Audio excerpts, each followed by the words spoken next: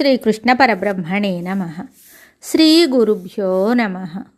శ్రీమద్భాగవత సంగ్రహము, దశమ స్కంధము, ఉత్తర భాగము. సుదాముడు. శ్రీహరి గాథలను ఎన్ని విన్నా తనివి తీరని పరీక్షిత్తు ఇంకా ఏమైనా చెప్పమని వేడుకుంటే శ్రీశుకుడు సంతసించి ఇలా చెప్తాడు. శ్రీకృష్ణ బలరాములు సాందీపని గురుకులంలో విద్యాభ్యాసం చేస్తున్నప్పుడు సుదాముడనే బ్రాహ్మణ బాలుడు వారికి సహాధ్యాయిగా ఉన్నాడు. శ్రీకృష్ణ సుదాములు మిక్కిలి సన్నిహితులైన మిత్రులుగా మెలిగేవారు. విద్యాభ్యాసం ముగిసిన తరువాత వారు విడిపోయారు. సుదాముడు గృహస్థుడై బహుకుటుంబీకుడై పేదరికంలో రోజులు వెళ్ళబుచ్చుతున్నాడు.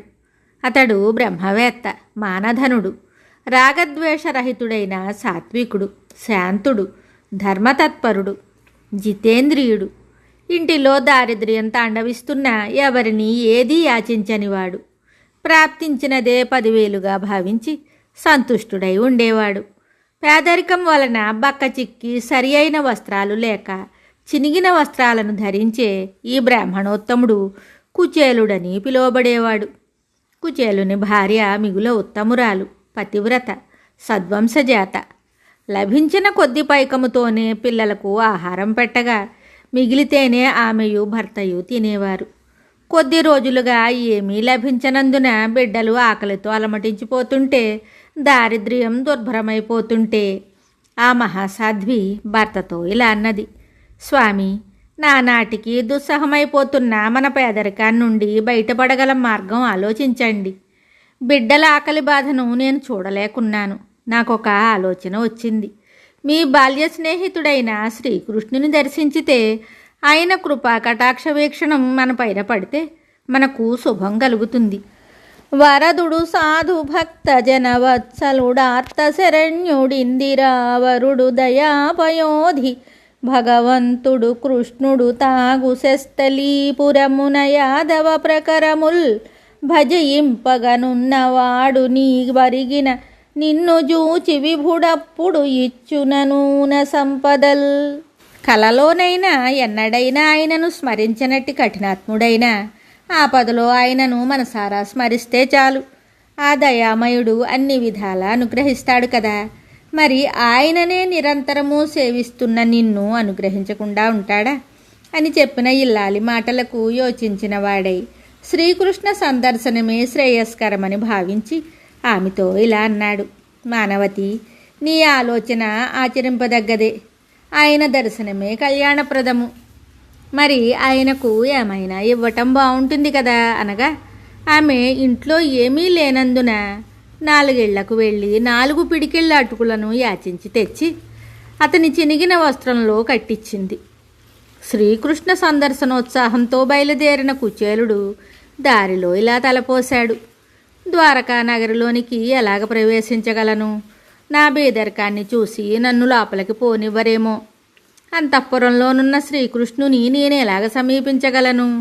ద్వారపాలకులు అడ్డగిస్తే ఏమని చెప్పగలను? నా అదృష్టం ఎలా ఉన్నదో. ఆ శ్రీకృష్ణుని అనుగ్రహం ఉంటే ఏ ఆటంకమూ కలగదు అని అనుకుంటూ నగరంలో ప్రవేశించాడు. 16,000 మణిమయ సువర్ణ సౌధాలను చూసి ఆశ్చర్యపోయాడు. వాటిలో ప్రత్యేక శోభతో ప్రకాశిస్తున్న ఒక పెద్ద సౌధాన్ని చూసి శ్రీకృష్ణుడు ఇందులో ఉండవచ్చునని భావించి అందు ప్రవేశించాడు. వైకుంఠము స్మరణకు రాగా వైకుంఠం ఇలాగే ఉండవచ్చుననుకున్నాడు. అతనిని ఎవ్వరూ అడ్డగించలేదు. అతడు నేరుగా లోనికి ప్రవేశించాడు. ఆ భవనాంతఃపురంలో హంసతూలికా తల్పంపై సుందరీమణుల సేవలను పొందుతూ మహిత లావణ్య మన్మధుడైన స్వామి రుక్మిణీ సతీమణితో వినోదిస్తుండటం ఆ భూసూరోత్తముడు కాంచాడు.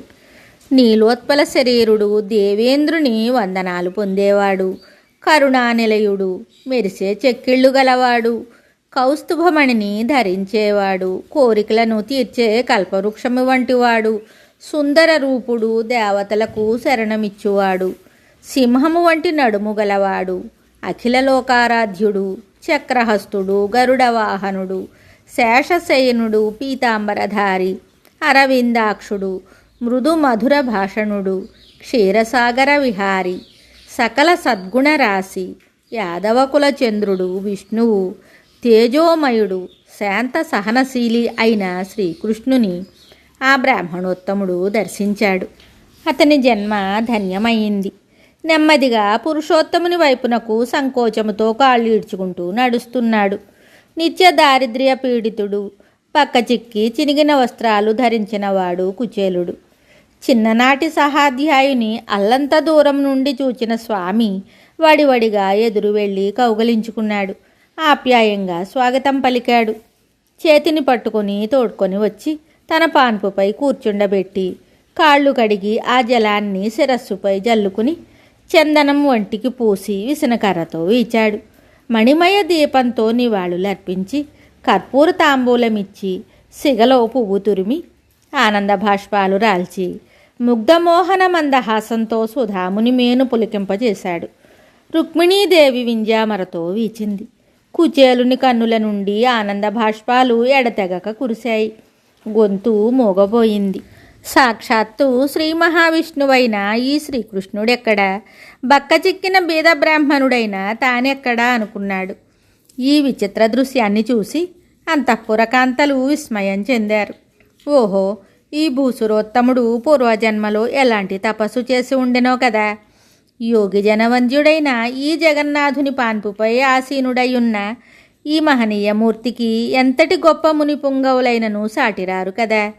ఆ స్వామి పైన, ఆ తల్పము పైన అన్ని హక్కులు తనవే అనుకుంటున్న ఆ రుక్మిణీదేవిని అలక్ష్యం చేసి ఆమె ఏమనుకుంటుందో అనే సంకోచమైనా లేకుండా శ్రీకృష్ణుడు ఈ బ్రాహ్మణునకు ఎదురు వెళ్ళి కౌగలించుకొని సకల మర్యాదలతో గౌరవించి తన పాన్పు పైననే కూర్చుండబెట్టి వినయంగా పూజించాడంటే ఇతడు ఎంత భాగ్యవంతుడో కదా అని అనుకుంటూ ఉండగా శ్రీకృష్ణుడు కుచేలుని చేతిని తన చేతిలోనికి తీసుకొని తాము గురుకులవాసం చేస్తుండే రోజులలోని విశేషాలను జ్ఞాపకం చేస్తూ ఇలా అన్నాడు. మిత్రమా, వేదాధ్యయన పండితుల వంశం నుంచి వచ్చిన నీ పత్ని సుశీలవతి అయి నీకు అనుకూలవతి అయి ఉంటున్నది కదా. నీ మనస్సు ఇంతవరకు దారాపుత్ర గృహక్షేత్రాదుల సంక్షేమమందు ఆసక్తి కలిగి ఉన్నట్లు లేదే. నేను లోక కళ్యాణం కోసము కర్మను ఆచరిస్తున్నట్లే కొందరు ఉత్తములు దేని యందు తగులు కొనకుండా తమ ధర్మాలను నిర్వహిస్తుంటారు. మన గురుకుల వాసము జ్ఞాపకమున్నదా? మన గురువు బ్రాహ్మణ శ్రేష్ఠుడు, సత్కర్మపరాయణుడు, బ్రహ్మజ్ఞాని కదా. భక్తితో గురువులను సేవించేవారు నాకు ఇష్టులు. ఒకనాడు మనము కట్టెలను తేవటానికి అడవికి వెళ్ళాం, గుర్తుందా? అప్పుడు కుంభవృష్టి కురిసింది. మనం తడుస్తూ అలాగే ఉండిపోయాము. తెల్లవారుతూ ఉండగా వర్షం తగ్గితే మనల్ని వెతుక్కుంటూ గురువుగారైన సాందీపని వచ్చి మన గురించి చాలా విచారించి ఇలా అన్నారు కదా. నాయనలారా, మా కోసం మీరు అడవికి వచ్చి ఇంతగా బాధపడ్డారు. మీరు గురు రుణము తీర్చుకున్నారు. మీకు ధన ధార పుత్ర సంపదలు, దీర్ఘాయువు, ఉన్నతి, విజయశ్రీ అన్నీ చేకూరగలవు అని దీవించి ఇంటికి తీసుకుని వెళ్ళారు కదా. మనం చదువుకునే రోజుల్లో అన్యోన్య స్నేహానుబంధాలతో ఎలా మెలిగేవారమో గుర్తున్నదా? ఈ విధమైన అరమరికలు లేని ప్రియవచనాలకు సుధాముడు ఉప్పొంగిపోయాడు. వినడమే గాని నోట మాట రానంత సంభ్రమంలో మునిగి ఉన్నాడు. చివరకు ఇలా అనగలిగాడు. ప్రభు, నీవు దేవదేవుడవు, జగద్గురుడవు, వేదమే నీ శరీరము. అటువంటి నీవు గురుకుల వాసము చెయ్యటం లోకానికి ఆదర్శం చూపడానికే కాక నా వంటి వారికి నీ యొక్క సాంగత్య భాగ్యాన్ని అనుగ్రహించటానికే కదా. లేకుంటే నీవు గురువు వద్ద నేర్చుకోవలసినది ఏముంటుంది అని చెప్పిన మాటలకు సంతసించి శ్రీకృష్ణుడు ఇలా అన్నాడు. మిత్రమా, నా కోసం నీవు ఏం తీసుకొని వచ్చావు అని మందస్మిత ముఖారవిందము వికసించగా అన్నాడు. కుచేలుడు ఖిన్నుడై ఊరుకోవడం చూసి మళ్ళీ అన్నాడు. అది ఎంత స్వల్పమైనది అయినా ప్రేమతో ఇవ్వబడిన దానిని నేను ప్రీతితో స్వీకరిస్తాను. కానీ భక్తి లేనివాడు మేరువును తెచ్చిచ్చినా స్వీకరించను. దళమైన పుష్పమైనను ఫలమైనను సలిలమైన పాయని భక్తిం గొలచిన జనులర్పించిన నెలమిన్ రుచిరాన్నముగనెయేను భుజింతున్. పత్రమైన, పుష్పమైన, ఫలమైన, జలమైన నిశ్చల భక్తి కలిగి ఉన్నవారు నాకు సమర్పిస్తే దానిని రుచిగల మధురాన్నముగా భావించి నేను అరగిస్తాను. అని చెప్పిన మాధవుని మధురోక్తులకు ముదము చెంది కుచేలుడు తాను తెచ్చిన అటుకులను బయట పెట్టడానికి సిగ్గుపడి ఊరుకున్నాడు. సర్వాంతర్యామి అయిన సర్వేశ్వరునకు తెలియనిదేమున్నది? ఈ మహాత్ముడు పూర్వజన్మలోనేమీ కోరకుండా నన్ను సేవించాడు.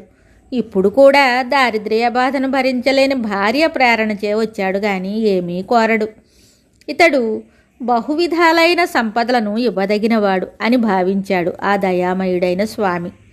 కుచేలుడు తన చినిగిన ఉత్తరీయంలో కట్టబడిన అటుకుల మూటను తడుముకుంటూ దీనిని సకల దివ్యభోగాలను అనుభవిస్తున్న ఆ లక్ష్మీపతికి ఇవ్వడం ఎలాగా అని సంకోచిస్తూ ఉండగా శ్రీకృష్ణుడే ఆ మూటను విప్పి చూసి, ఓహో, ఈ అటుకులంటే నాకు ఎంతో ఇష్టమని నీకు తెలుసు కదా అంటూ ఒక పిడికెడు అటుకులను తీసుకుని నోట్లో వేసుకున్నాడు.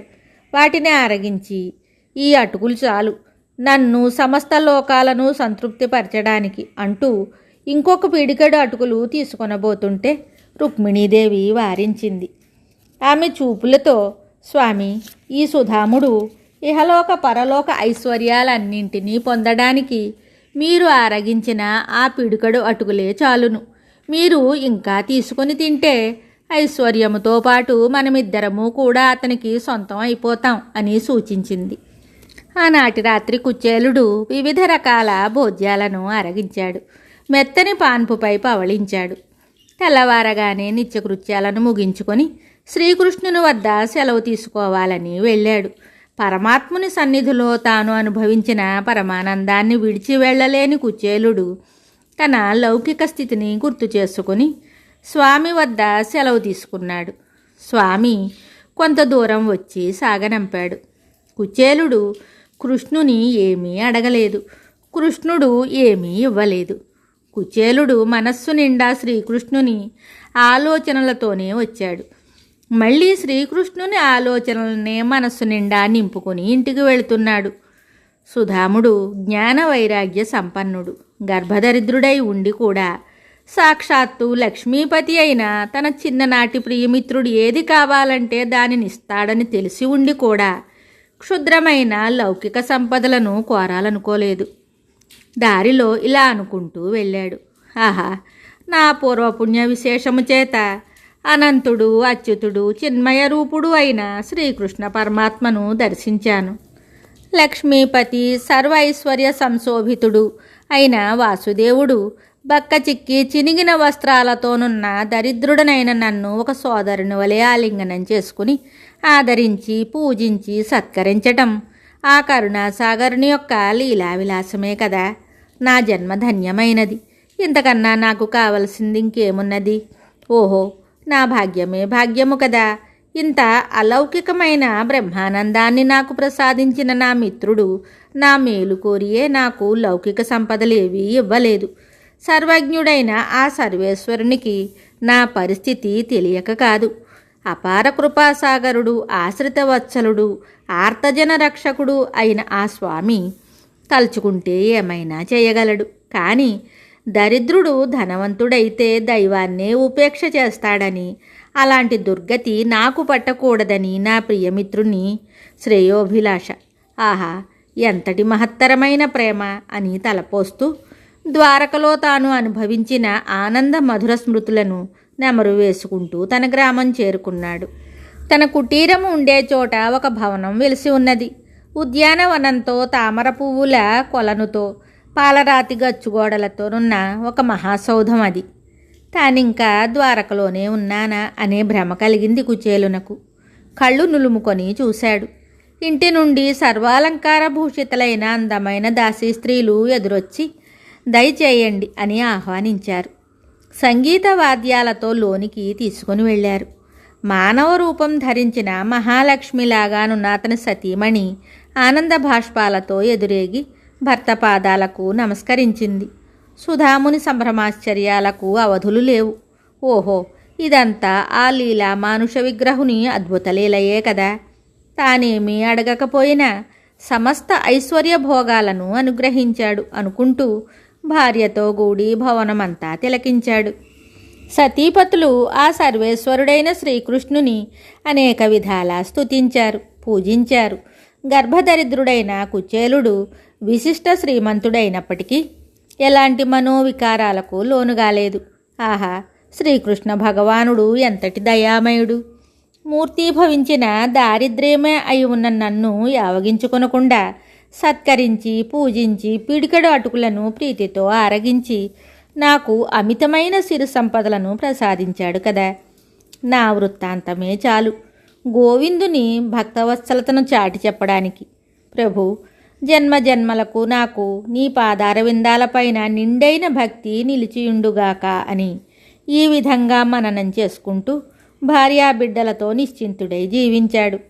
భోగాలపై ఆసక్తి లేకుండా రాగద్వేషాది ద్వంద్వాలను జయించిన వాడై అరిషడ్వర్గాలను అదుపులో ఉంచుకొని నిరంతర హరిచింతనలో నిమగ్నుడై ఉంటూ హరిస్మరణానందాన్ని అనుభవిస్తూ భవబంధాలను వదిలించుకొని ముక్తుడయ్యాడు మహాత్ముడైన సుధాముడు.